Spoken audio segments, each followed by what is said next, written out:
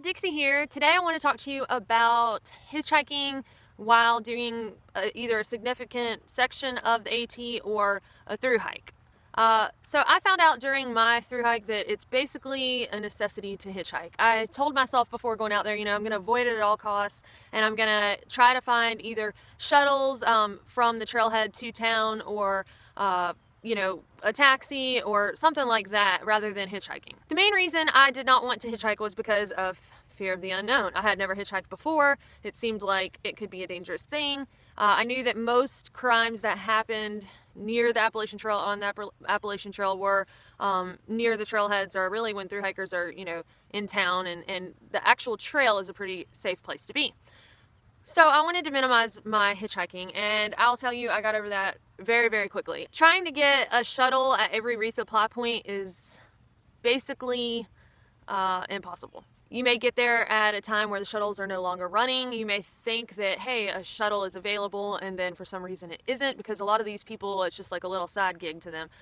You can find available shuttles and things like that for each town that you might come to in the AWOL's AT guidebook. I recommend that highly. Sooner or later, you're going to give in and you're probably going to hitchhike. The shuttles can get expensive, and like I said, the scheduling can just be tedious. Even though I had intended on holding out as long as possible on hitchhiking, it ended up happening for me in Hiawassee, Georgia, because Top of Georgia Hostel let me get there, at like 5 p.m. and I had made a reservation with them, and they told me, yeah, sure, come at 5, we'll still be open and everything like that. So, and part of the reason I was going to stay with them is because they offered shuttles to and from Hiawassee to resupply, because Top of Georgia is pretty close to the trailhead.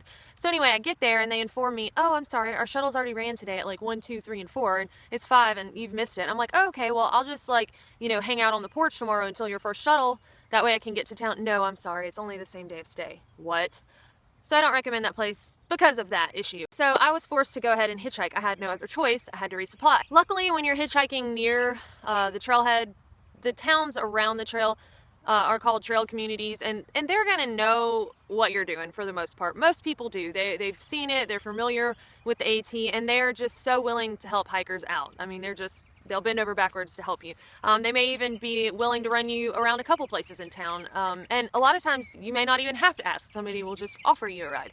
If you're having a little trouble getting picked up, there are some things that you can do to make yourself look, a little less threatening, because of course it can be intimidating also picking up, a through hiker or a random stranger. So first of all, pull your hoodies off. I know that you're cold and you may have your puffy coat on and all that, but pull the hood off so you don't look so sketchy.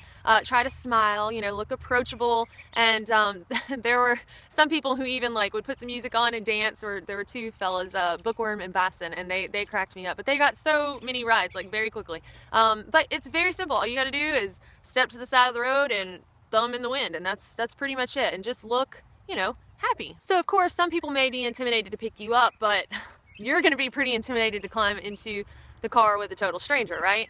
Well, there are some ways that you can try to remain safe as possible. First of all, if you can, hitchhike with other people. There's safety in numbers and using the buddy system. Also, you can tote pepper spray and a knife. I always had both of those. I would put on my coat, and I would put the pepper spray in one pocket and the knife in the other pocket, and I would have them ready to go, if I needed to use them. Because most of the time you're throwing your pack in the bed of somebody's truck, or, in their back seat, and you have those things in your hip belt. What good are they going to do you if somebody tries to attack you? So I just always had them in my pockets and just put my hands in my pockets, ready to go. I highly doubt you'll have any issues, and I've never heard of any scary, very, very sketchy experience that happened or anything like that along the way. So I doubt you'll ever have to use that pepper spray and knife, but can't hurt to have it just in case. Try to hitchhike during daylight hours. I can't say that I always stuck to that rule, but that was a rule I tried to make for myself. There were times that I got down to a road and I was just so ready to get to town. I couldn't think about sleeping in my tent one more night, and I just would stick my thumb out. Now, if I did hitchhike at night, I was always with somebody else. I can say that. Now, if you're feeling things are a little sketchy, trust your gut. Always go with your gut instinct. So if you're not feeling comfortable with the person that pulled up to help you, don't feel bad. Just say something like, anything, make anything up. Oh gosh, you know what? I realized I left my tent poles or my tent stakes or something behind a few miles, you know, I'm gonna run and grab those, but I appreciate the offer, and then just, you know, turn around and go. Don't really give them time to respond. Oh, thank you, but no thanks. I really got. Or I'm gonna go back and wait for my friend. You know, I feel bad I left him, or you know, I'm having a fight with my boyfriend. I guess I better wait for him, or whatever you have to make up. You know, but just have some kind of excuse or reason already ready to where if you don't feel comfortable when somebody pulls up, you can tell them no, and don't be afraid to tell them no if you don't feel safe. Better safe than sorry. Now, if you do accept a ride from somebody, when you get in, you know, ask them, hey, where would you like me to put my pack? Don't just sling your junk, your muddy, stinky junk all in their vehicle, and, you know, kind of let them show you. And like I said, they've probably already got a system down because they tote hikers around so much. And then also when you climb in, offer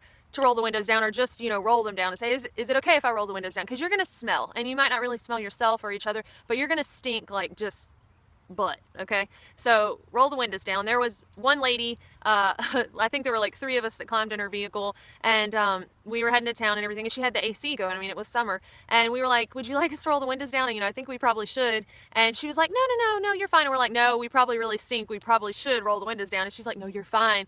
And like 1 or 2 minutes later, she was like, okay, we can roll the windows down now. And she put them down. We're like, oh, thank God, because you really do. You smell terrible. And we want to leave a good memory, a good, you know, taste in their mouth, since you leave such a stench in their nose.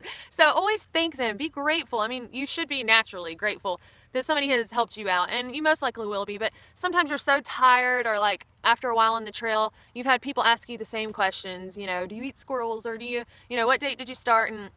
And you get used to, you know, answering the same things and hearing the same things. You just have to, you know, be appreciative and be thankful. And if all they ask of you is to share your experience with them, I think you owe that to them for helping you out. Now, let me warn you, I believe it's New Jersey and New York have kind of muddy rules or laws on hitchhiking. I think some has to do with highways, and some it's just straight illegal. I feel like I've heard in New York it's illegal. I tried looking it up and couldn't really find a clear definition that I was comfortable telling y'all this is how it is. So look it up for yourself and interpret it how you want to. I will say that while I was through hiking, that AWOL AT guide had it listed, like when I crossed into the states, like what the rules were at the time. So that's something, again, that I would recommend, and that way you know for sure. Again, don't be afraid. Embrace the experiences as they come and just roll with it. This is going to be a life-changing experience, something that's completely different to you, whether you're on a section hike or a through hike, and you know, you should just embrace the whole thing. I met some of the most wonderful people, not only, you know, on the trail out there, of course, but like the folks that I encountered through hitchhiking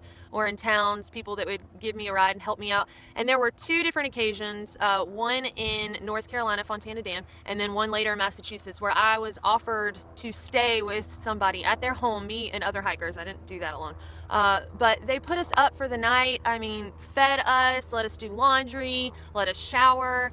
And the lady in Fontana Dam actually had multiple beds set up so that hikers could stay, because her daughter had through hiked in the past in '04, I believe, and then her husband had done half of it. So I mean, we were just like eternally grateful, and that was pretty close to the beginning for me. So I was like, what strings are attached? Like, why is somebody offering us this, you know? But I was so excited to have a free place to stay and all of that pampering. I mean, it was like going home, you know, away from home. And I remember calling my mom and being like, oh, me and Rigga and Camel, we're staying with this lady tonight. She's so nice, and her husband's gonna tell us all about, you know, his experience and whatever. And she was like, wait, do you know these people you're staying with? And I was like, no, Mom, but you don't understand. It's cool, you know, I'm good. And I was like, plus, I mean, I've got Rigga and Camel with me, you know, I mean, we're all together. And she's like, yeah, but do you even know them? And I'm like, oh yeah, I guess not. You know, I really don't. I haven't known them that long either. But it's just something that you can't understand until you're out there and like you're in the moment and you're experiencing it. So again, just embrace what happens and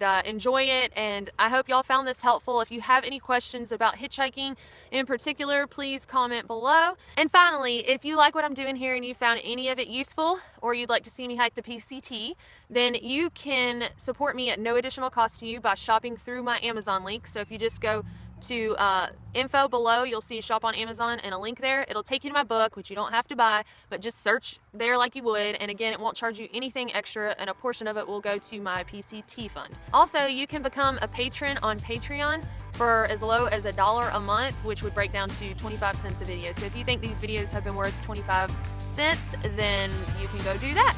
And thank y'all so much for everything and your support and your commenting, and I'll see you next time. Okay, so I am here at Amicalola State Park, and there's this nice little compartment overhead, so that's the opening, where you can put like a headlamp.